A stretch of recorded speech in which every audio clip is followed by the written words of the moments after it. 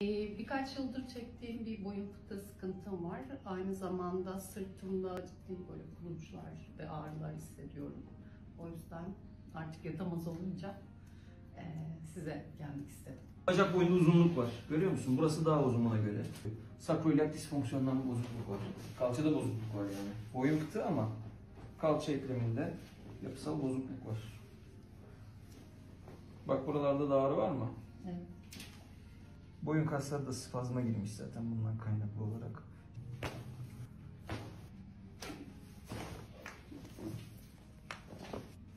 Bırak.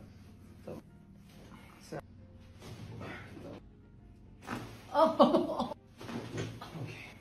Çok iyiydi.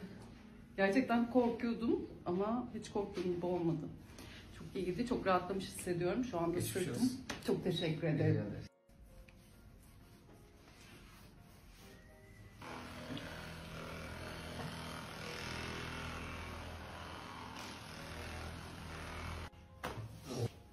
Oh.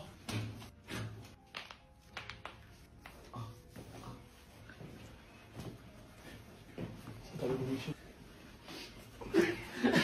Babamın şefkatli. Almıyor ya.